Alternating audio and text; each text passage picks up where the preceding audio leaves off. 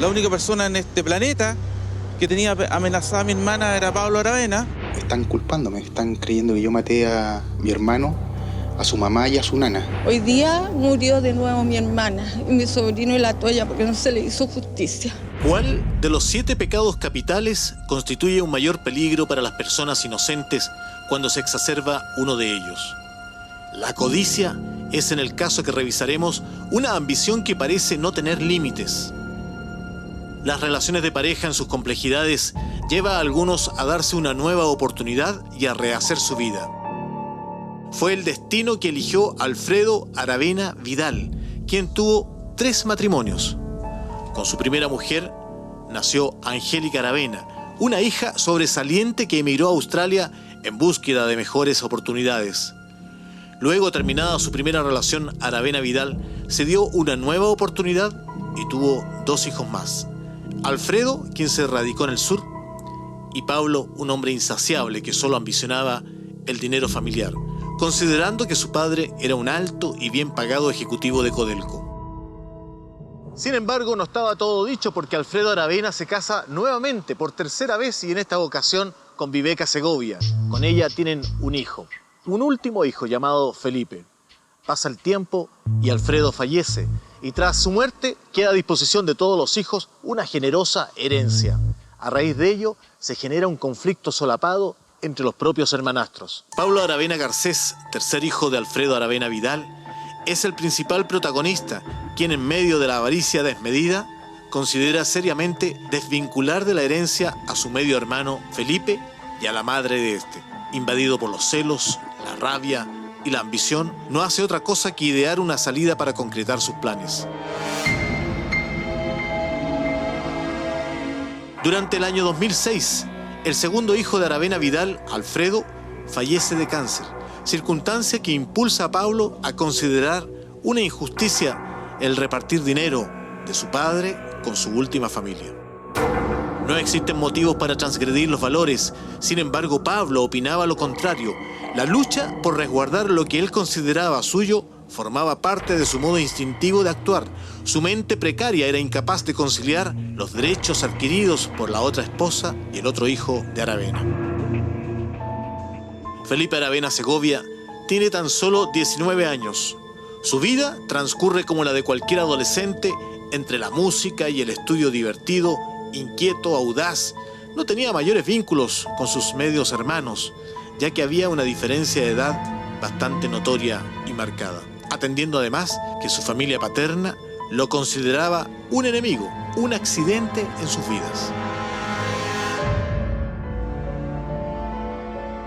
Pablo tiene entre sus planes intimidar a la familia. Este hombre demuestra en su actuar un desequilibrio emocional bastante pronunciado. Frío, calculador e inescrupuloso, su verdadero propósito guarda relación con la venganza y la codicia. Esta casa será protagonista del macabro plan de este psicópata. Él era cercano a la familia relativamente en los primeros años principalmente, y en los últimos había cierto lazo de lejanía por razones obvias. El imputado en este caso, él estaba cumpliendo condena, gran parte de un periodo cumplió condena por un delito de robo con intimidación, condena de 12 años, ¿cierto? Y cuando nosotros investigamos este hecho, él estaba a través de un beneficio que se le otorga, ¿cierto? Que era la libertad diaria. Entonces, como le digo, ahí hay un lapso de tiempo en que nosotros no lo tenemos relativamente cercano a la familia, y sobre todo después que falleció su padre. Ahí hay una distancia relativamente evidente. Viveca Segovia Montenegro, de 57 años, era la madre de Felipe y la tercera mujer de Alfredo Aravena Vidal. Cuando se abrió la sucesión por el patrimonio, esta mujer ingresó en la nómina de herederos junto a los 4 hijos del jubilado de Codelco. En ese momento, todos pugnaban por 2 propiedades avaluadas en 60 millones de pesos cada una. Aquel 1 de diciembre de 2008 marca para muchas personas un antes y un después de sus vidas, y a la vez esta casa ubicada en Peñablanca, comuna de Villa Alemana, será escenario de una tragedia sin precedentes. Pablo Aravena, sujeto con antecedentes criminales, está decidido a cometer hasta el más violento de los actos con tal de obrar su cometido: eliminar de la repartición a su medio hermano y a su madrastra. Sus planes están cada vez más avanzados y lamentablemente para las víctimas, las cartas ya están echadas. Tras enviudar de Alfredo Aravena, Viveca Segovia realiza una vida muy tranquila, sin mayores aspavientos, junto a su hijo Felipe, en esa casita del pasaje Los Agustinos, allí en Peñablanca, en la comuna de Villa Alemana. Pero en esa casa había una tercera persona, una mujer que apoyaba en los quehaceres domésticos a Viveca Segovia, una mujer tremendamente leal y que conocía ya por varios años. Mujer incansable y laboriosa, Victoria Donoso, de 59 años, era la asesora del hogar de la familia Aravena Segovia. Como un día cualquiera, ella se dirige a su lugar de trabajo. La historia de su vida está a punto de cambiar dramáticamente.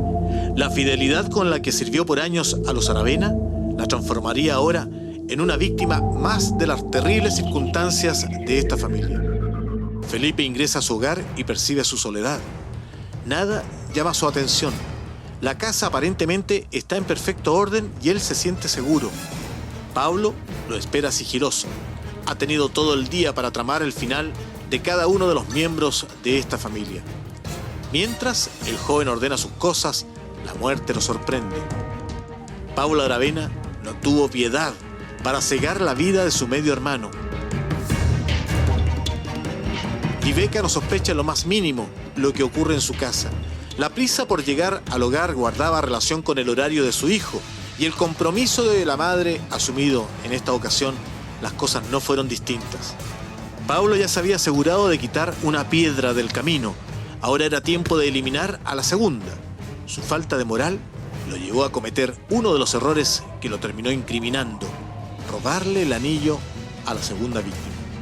Desde luego que dentro de sus planes estaba borrar todas las evidencias que lo incriminaran. Es por eso que Pablo se certifica de dejar la escena sin elementos que lo acusen. Finalmente, cuando sus planes estaban concretados, Pablo decide partir. Sin embargo, el destino le guarda una sorpresa. Llega a la casa a trabajar la nana, la señora Victoria Donoso. En medio de su desesperación, cambia el modus operandi. Sin respetar su edad, Pablo se abalanza sobre ella y la somete. Y cuando ya cree que tiene todo controlado, a pesar de las súplicas de la angustiada mujer, la perversión de Pablo fue superior y terminó con su vida asfixiándola. La noticia conmocionó a todo el vecindario rápidamente. Nadie pudo imaginar lo que había ocurrido hasta que llegó la policía. Muy buena vecina, te insisto. Si no, nos veíamos todos los días. ¿Escucharon algún ruido? ¿Sintieron algo extraño? Nada.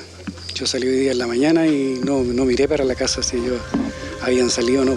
Aún más impactados que los vecinos estaban los compañeros de colegio de Felipe Aravena Segovia, un muchacho muy tranquilo y que cumplía en rigor con la vida de un adolescente inquieto pero estudioso. Sus compañeros no podían creer que esto ocurriera aquí en Peñablanca y con uno de los suyos. Era bueno para la talla, era muy amigo de sus amigos, le gustaba la música, jugar a la pelota. Era muy buena persona, nunca tuvo problemas con nadie. Los vecinos decidieron agruparse para exigir un proceso rápido y que se hiciera justicia por esas 3 víctimas inocentes de la locura de alguien. Ese alguien del que muchos sospechaban, pero al cual por miedo se resistían a identificar.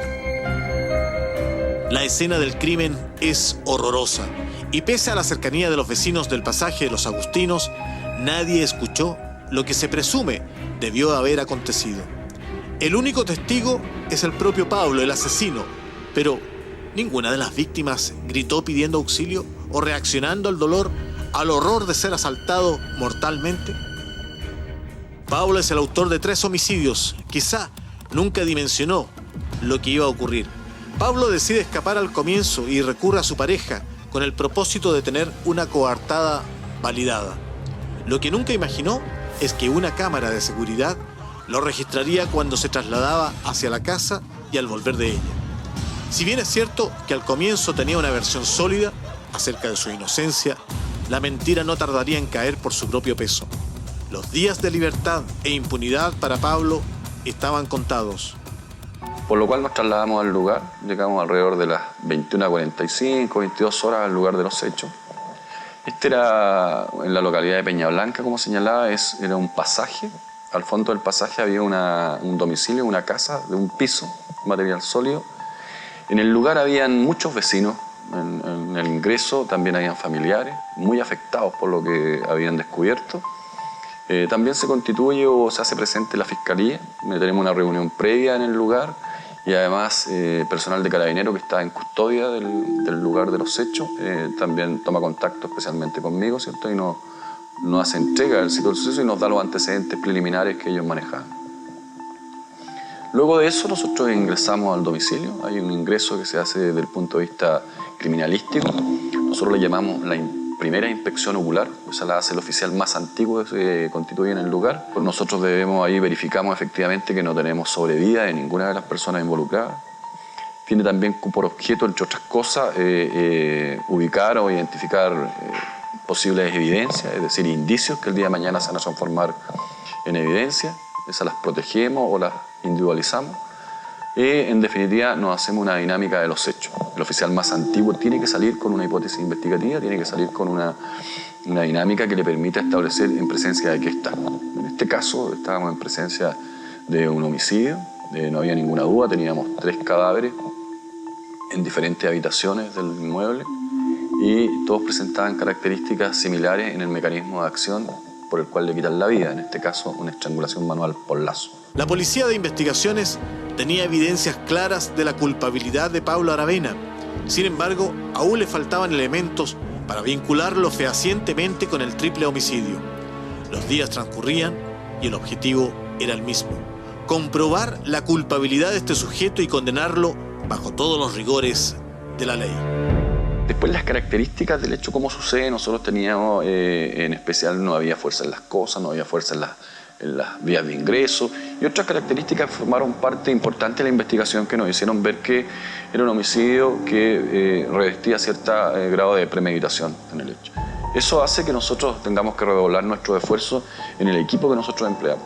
En este caso era una investigación que nosotros presumíamos de largo aliento por la experiencia que yo tenía en el área, ¿cierto? Y que requeríamos, como le acabo de señalar, contar con el mayor equipo de profesionales.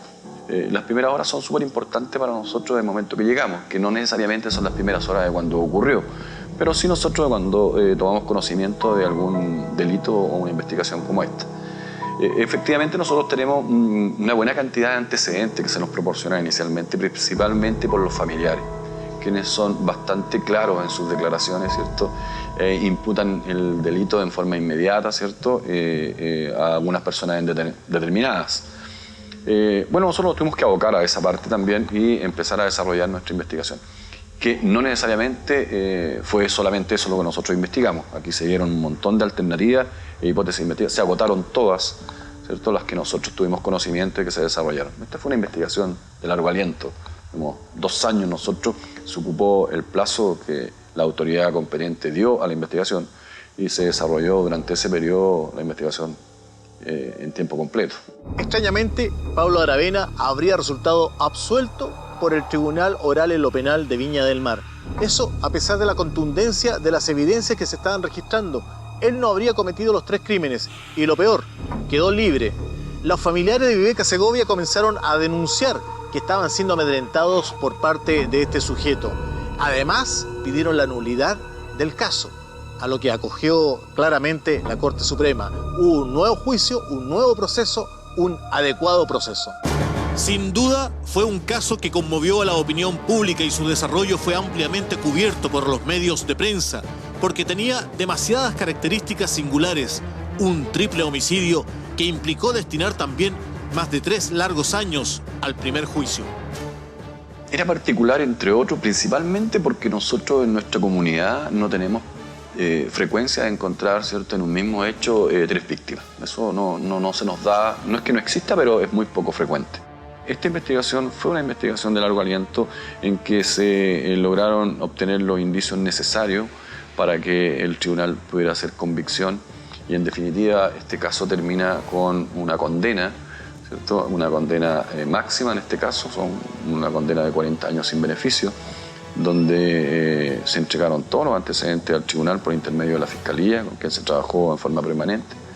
Como le digo, hay toda una cadencia de antecedentes que lo complicó en algún momento fue que nosotros no pudimos alcanzar la rapidez que se permitía. La investigación fue compleja, pero eso no quiere decir que no haya sido eficiente. Sin duda, quien fue el más eficiente para demorar el proceso en su beneficio fue el único sospechoso e imputado, Pablo Aravena. Incluso se dio el lujo de dar entrevistas a los medios de comunicación con una actitud insólita de ser simplemente víctima de una conspiración. Están culpándome, están creyendo que yo maté a mi hermano, a su mamá y a su nana. Gente que yo conozco hace muchos años, gente que estuvo conmigo en un momento, que si bien es cierto ya no estábamos, no nos veíamos, pero eran mi familia, era mi hermano. Y de eso me están acusando y me duele, me siento mal por eso. Y no solo fue capaz de actuar con total cinismo para los medios de prensa, sino también ocupó sus condiciones histriónicas para conceder al tribunal el no ser un hombre bueno, para luego recoger la reacción de los jueces, sugiriendo, pero que esta vez él no era el autor de estos crímenes. Mi vida no ha sido ejemplar, no ha sido una vida de un buen cristiano, un buen ser humano, no ha sido buena. Pero no soy un maldito asesino. Él se presentó en forma tranquila, ¿cierto?, a la declaración. Y como le digo, era una declaración preliminar. Esta se hizo en las primeras horas de haber tenido conocimiento y de haber desarrollado el trabajo investigativo, y a la cual él respondió en forma, ¿cierto?, muy tajante, negando todo tipo de relación con el hecho que nosotros investigamos. Pablo Aravena utilizó esta habilidad que los expertos atribuyen a los psicópatas. De ese juicio que se prolongó por 3 años, Aravena resultó liberado de toda culpa, lo que sin duda provocó las más airadas reacciones de los familiares, quienes sintieron que ahora sus vidas corrían peligro con un asesino suelto. La única persona en este planeta que tenía amenazada a mi hermana era Pablo Aravena, un individuo con un prontuario delictual y criminal amplio. Hoy día murió de nuevo mi hermana y mi sobrino y la toya porque no se le hizo justicia. Desde el punto de vista científico y criminalístico, se pudo evidenciar que las coartadas de Aravena carecían de sustento. Todo se demostró, sus contradicciones, sus omisiones y falsedades en su testimonio. Es así como la Corte Suprema, definitivamente, luego de un juicio oral y público, decidió confirmar la condena a cadena perpetua de Pablo Aravena por robo con homicidio calificado en contra de su madrastra Viveca Segovia, su medio hermano Felipe Aravena y la asesora del hogar Victoria Donoso. El hombre recibió la máxima pena que establece la ley chilena.